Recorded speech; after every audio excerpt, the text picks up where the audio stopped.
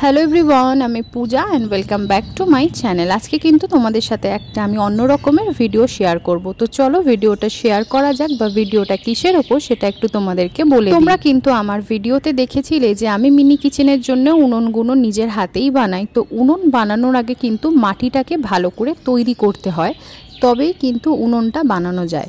দলা মাটি দিয়ে কিন্তু কখনো উনুন বানালে ভালো লাগে না। তো সেই জন্য মাটিটা আমি কিভাবে তৈরি করে নিই সেটাই আজকে তোমাদের সাথে শেয়ার করছি। প্রথমেই দেখো, এই মাটিটা কিন্তু আমি কিনে এনেছিলাম। তারপর একটা গামলা বা বালতি, তোমাদের কাছে যেটা থাকবে সেটার মধ্যে কিন্তু মাটিটা জলের মধ্যে ডুবিয়ে দিতে হবে। তারপর হাত দিয়ে কিন্তু এইভাবে ছেঁকে ছেঁকে বালিকণা বা যেই ইট পাথরগুলো আছে সেগুলো কিন্তু আলাদা করতে হবে মাটি দিয়ে।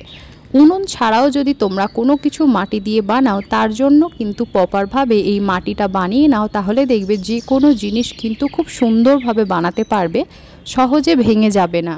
আশা করছি তোমরা কিন্তু বুঝতে পারলে। দেখো, মাটির মধ্যে কিন্তু কত রকমের ইট বালিকণা থাকে। এইগুলো দিয়ে কি কখনো উনুন বানানো যায়? একদমই বানানো যায় না। তো এইবার দেখো, এখানে আমি একটা ছাঁকনি বা যেটাকে আমরা বলি আটা চালনি, তার মধ্যে কিন্তু ওই মাটি গোলা জলটাকে এরকম হাত দিয়ে গুলে নিতে হবে। গুলতে গুলতে দেখবে কিন্তু যত বালিকণা আছে আবারও উপরে থেকে যাবে, আর বাকি যেই মাটির জলটা সেটা কিন্তু বালতির মধ্যেই পড়ে যাবে। তো বাকি যেই মাটিটা আছে তার মধ্যে কিন্তু দেখো আমি আবারও জল ঢেলে দেবো। জল ঢেলে হাত দিয়ে কিন্তু আবারও ভালো করে এরকম করে গুলিয়ে নেব। এইভাবেই কিন্তু প্রসেসটা আমাদের 2 থেকে 3 বার করতে হবে। জল কিন্তু বেশি দিলে হবে না, মাটির পরিমাণ বুঝেই কিন্তু তোমাদের এখানে জল দিতে হবে। তো আবারও দেখো, আমি যখন জল ঢেলেছি তখন কত ইট বালিকণা বেরিয়েছে দেখো। আবারও কিন্তু দেখো, ছাঁকনির সাহায্যে আমি এইভাবে বাকি মাটিটাকে ছেঁকে নিলাম।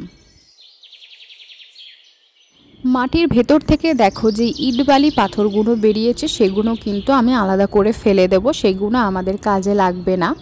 এইবার যেই কিন্তু জলটা বেরিয়েছে ওটাই কিন্তু সম্পূর্ণ একদম মাটি গোলা জল। এটাকেই কিন্তু আমরা কিভাবে প্রসেসটা করব সেটাই তোমাদের সাথে শেয়ার করব।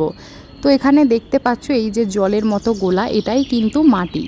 তারপরে একটা কিন্তু আমরা বালতি নেব, বালতির মধ্যে নিয়ে নিয়েছি একটা ঝুড়ি।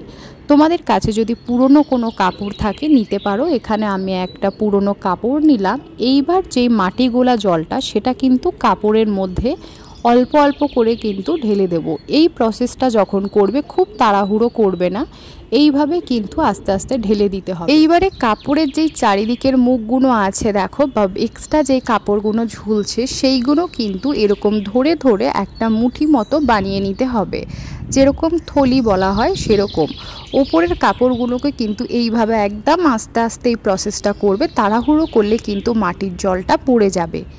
এইবার কিন্তু যে কোনো একটা দড়ি বা সুতো বেঁধে নিতে হবে। সুতো যদি বাঁধো সেই ক্ষেত্রে একটু টাইট নেবে, যাতে খুব সহজে ছিঁড়ে না যায়। তো দেখো, এখানে আমি এটা বেঁধে নিয়ে সারা রাত রেখে দেব, মানে 24 আওয়ার্সের জন্য এইভাবে কিন্তু ছেড়ে রেখে দেব। টুপ টুপ করে জল কিন্তু পড়বে। সারা রাত রেখে দেবার পর কিন্তু এবার রেজাল্টটা তোমরা নিজেরাই দেখতে পাবে যে মাটিটা কত সুন্দর ওপরে জমে গেছে। এই দেখো, এইভাবে কিন্তু সারা রাতে পুরো জলটা ঝরে গেছে, আর তার মধ্যে রয়েছে শুধু মাটি। এটা কিন্তু পিওর মাটি। এটা 2 দিন তোমাদেরকে রাখতে হবে, শুকিয়ে গেলে প্রপার তৈরি হয়ে যাবে উনুন বা যে কোনো জিনিস বানানোর জন্য। এর মধ্যে কিন্তু কোনো ইট বালিকণা কিছুই নেই।